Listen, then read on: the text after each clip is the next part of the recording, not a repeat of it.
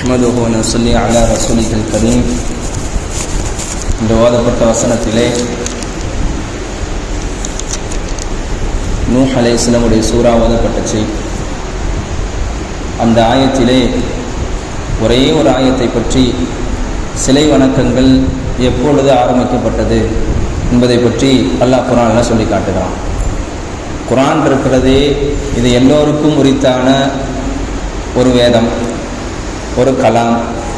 இந்த குர்ஆன் இருக்கிறதே எல்லோருக்கும் உபதேசத்தை கற்றுக் கொடுக்கக்கூடிய ஒரு குர்ஆன். அதில் சிலை வணக்கத்தை பற்றி அல்லாஹ் சொல்கிறான். இந்த உலகத்தில் முதலாக அவ்வலுர் ரசூல் ஷரியத்து கொடுக்கப்பட்ட தூதுவர் யார் என்று சொன்னால் நூஹ் அலைஹிஸ்ஸலாம். இந்த நூஹ் அலைஹிஸ்ஸலாத்துடைய பெயர் அரபி அல்லாத ஒரு பெயர். நூஹ் என்று சொன்னால் கதறி அழுபவர் என்பதற்கு உண்டான பொருள். ஆனால் அல்லாஹ் சுப்ஹானஹு வ தஆலா லகத் அர்ஸல்னா நூஹன் இலா கௌமிஹி என்பதாக அல்லாஹ் சொல்கிறான். நாம் நூஹ் அலைஹிஸ்ஸலாம் அவர்களை தன்னுடைய கூட்டத்தாருக்கு அனுப்பி வைத்தோம் என்பதாக சொல்லி காட்டுகிறான். இதே வார்த்தையே அல்லாஹ் ஒரு இடத்துல சொல்லி காட்டுகிறான், அல்லாஹ் தஅபுது இல்லல்லாஹ். நீங்கள் மக்களிடத்தில் அல்லாஹ்வை தவிர வேற எந்த கடவுளையும் வணங்க வேண்டாம் என்பதாக நூஹ் அலைஹிஸ்ஸலாம் சொன்னாங்க. இந்த அல்லாஹ் தஅபுது இல்லல்லாஹ்ங்கிற வார்த்தை நாம் விளங்கணும், சிந்திக்கணும். இதற்கு முன்னாடி மக்கள் இணை வைத்தார்களா, அல்லாஹ்வுக்கு மாறு செய்தார்களா என்பதை நாம் சிந்திக்கணும். இதுக்கு முன்னாடி உள்ள ஆதம் அலைஹிஸ்ஸலாத்திலிருந்து அந்த மக்கள் எல்லாம் வந்துகிட்டே இருந்தாங்க. அல்லாஹ்வுக்கு மாறு செய்யக்கூடிய மக்களும் இருந்தார்கள். அதற்கு தான் அல்லாஹ் சொல்றான், அல்லாஹ் தஅபுது இல்லல்லாஹ். நீங்க மக்களிடத்துல சொல்லுங்க, ஒரே இறைவனாகிய அல்லாஹ்வை வணங்க வேண்டும் என்பதாக வார்த்தையை சொல்லுங்கள்.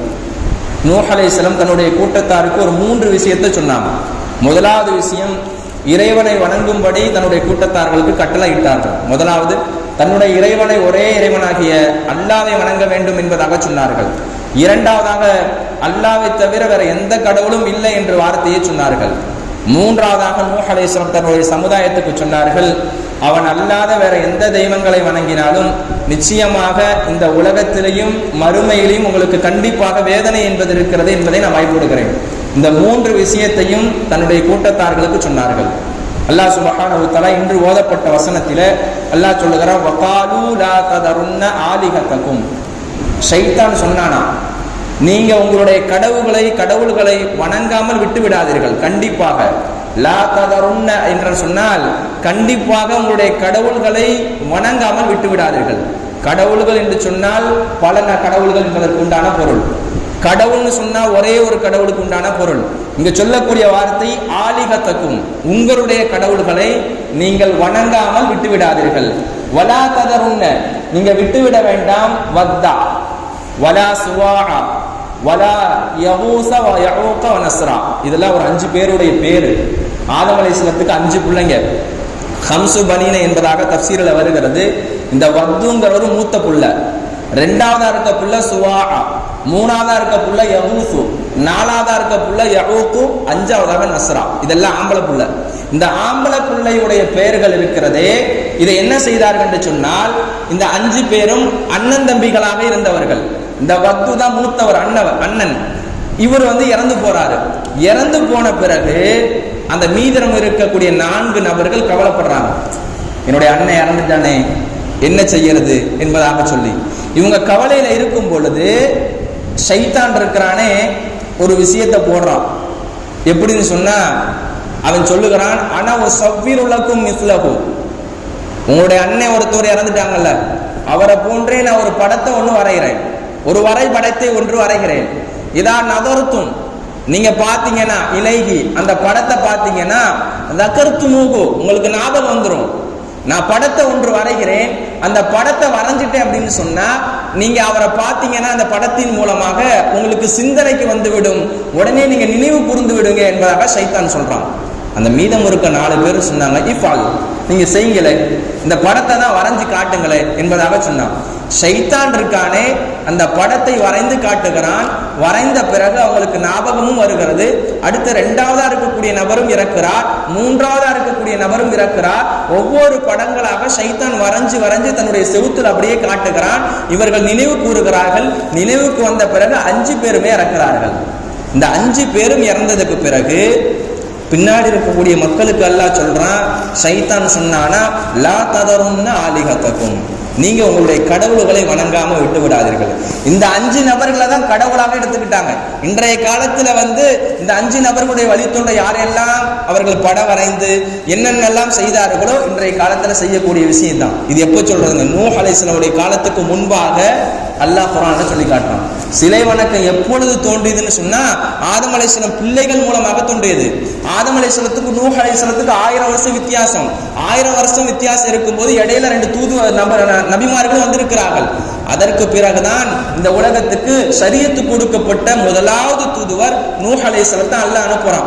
இந்த 5 நபர்களும் இறந்ததுக்கு பிறகு இப்னு அப்பாஸ் ரலியல்லாஹு அன்ஹுமா அவங்க சொல்றாங்க, இந்த 5 நபர்களும் நல்ல மனிதர்கள். இன்னைக்கு நம்ம சொல்லுவோம்ல, தர்காவில் இருந்த அவுலியாக்கள் என்பதாக சொல்றோம்.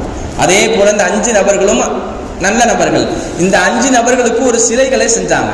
சிலைகளை ஏற்படுத்தி அதற்கு ஒவ்வொரு பேர் வச்சாங்க என்பதாக இப்னு அப்பாஸ் ரலியல்லாஹுடைய கருத்து. கண்ணியத்து குறித்தானவர்களை முஃபஸ்ஸிர்கள் கிதாபுகள் எழுதுகிறார்கள். முதலாவதாக அந்த வத்து சொல்லக்கூடிய மூத்த நபர் இருக்கிறாரே, அவர் ஆணுடைய தோற்றத்துல கடவுளா ஆக்கிக்கிட்டாங்க. 1.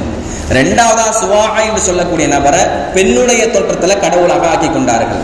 3ஆவதாக யகூத் என்று சொல்லக்கூடிய நபர் சிங்கத்துடைய தோற்றத்துல கடவுளாக ஆக்கி கொண்டார்கள். 4ஆவதாக யகூக்கு குதிரையினுடைய தோற்றத்துல கடவுளாக ஆக்கி கொண்டார்கள். 5ஆவதாக நஸ்ரா, அது பறவையினுடைய தோற்றம். இது ஏன் சொல்றேன்னு சொன்னா மற்ற கடவுளை திட்டுவதற்காக நான் சொல்லல. வலா தசுப்புல்லதீன யதுஊன மின் தூனில்லாஹ் என்பதாக அல்லாஹ் சொல்றான். அல்லாஹ்வை விட்டு மற்ற கடவுள்களை வணங்குற அப்படிப்பட்டவங்க நீங்க திட்ட வேண்டாம் என்பதாக நம்மளை பார்த்து சொல்றான். நான் திட்டுவதற்காக சொல்லல, இதை நாம் படிப்பினையாக நாம் எடுத்துக்கொள்ள வேண்டிய. இது எப்போ உருவானது? இன்னைக்கு பாத்தீங்கன்னு சொன்னா கடவுள்கள்ல சிங்கத்தை வணங்கக்கூடியவங்களும் இருக்கிறாங்க, பறவைகளை வணங்கக்கூடியவங்களும் இருக்கிறாங்க, பலவிதமான எல்லா இதையும் எடுத்துக்கொள்வார்கள். அதற்காக தான் அல்லாஹ் குர்ஆன்ல சொல்றான், இந்த கடவுள்களை இவர்கள் எடுத்துக்கொண்டார்கள். கண்ணியத்து குறித்தானவர்களை ஷைத்தான் அல்லாஹ்விடத்துல சவால் விட்டுட்டு வந்தானா, உன்னுடைய அடியார்களை நான் எப்படியாவது கண்டிப்பாக வழிகெடுப்பேன், எப்படியாவது. அதனாலதான் இன்னைக்கு அந்த படத்தை வரைஞ்சி இன்னைக்கு பல மக்களை வழிகெடுக்கக்கூடிய யாருன்னு சொன்னா ஷைத்தான் தான். பலவிதமான இன்னைக்கு தர்காவில் பார்த்தோன்னு சொன்னா இது எதுக்கு சொல்றேன்னு சொன்னா, அந்த நபரிடத்துல கையேந்த கூடாது, அல்லாட்ட மட்டும்தான் கையேந்தணும். அவர் தன்னுடைய கபருக்காக அவர் என்ன சம்பாரிச்சோ அவர் கொண்டுட்டு போயிட்டாரு. இன்னைக்கு பார்த்தோன்னு சொன்னா அவுலியாக்கள்னு சொல்றோம், அங்க போய் கையேந்தக்கூடிய நிலைமைகள். இது எப்படிப்பட்டவர் தெரியுமா? அப்படி இருந்தார் இப்படி இருந்தார், யாருமே அப்படிலாம் கிடையாது. எல்லாருமே சரிசம மனிதர் தான். இந்த உலகத்துல எல்லாருமே மரணிக்கக்கூடிய நபிமார்களை கூட அல்லாஹ் விட்டு வைக்கல. எல்லாருமே என்னகிட்ட வந்துதான் ஆகணும்னு சொல்லிட்டான். அதனால யாரிடத்திலும் கையேந்த கூடாது. இறந்தவர்கிட்ட நல்லவர்கள் இன்னைக்கு எடுத்ததுனாலதான் இன்னைக்கு படத்தை வரைஞ்சி அவர்கள் கடவுளாக ஆக்கி கொண்டார்கள். அதனாலதான் நமக்கு ஒரு படிப்பினையாக சொல்றான், அல்லாஹ் ஒருவனை மட்டும்தான் வணங்கணும், எந்த மனிதனும் கடவுளாக ஆக முடியாது, யாருமே ஆக முடியாது. காரணம் அல்லாஹ் தான் எல்லாம் செய்யக்கூடியவன் என்பதாக சொல்லி காட்டுகிறான். கண்ணியத்து குறித்தானவர்களை அல்லாஹ் சுப்ஹானஹு வ தஆலா நம்முடைய ஈமான வலுப்படுத்தணும். அல்லாஹ் முழுமையான முறை நம்பணும். கொஞ்சம் கூட சருகல் என்பது ஏற்பட்டு விடக்கூடாது. ஒரு நன்மையான விஷயம் வந்தாலும் அல்லாஹ்வின் புறத்தில் தான் வருகிறது, ஒரு தீமையான விஷயம் வந்தாலும் அல்லாஹ்வின் புறத்தில் தான் வருகிறது என்பதாக நாம் எல்லாம் நம்பி இந்த உலகத்தில் அல்லாஹ்வை முழுமையான ஏற்று அல்லாஹ்வை கட்டுப்பட்டு வாழக்கூடிய நபர்களாகவும் உங்களையும் என்னையும் ஆக்கி அருள் புரிவானாக. வாஹிர்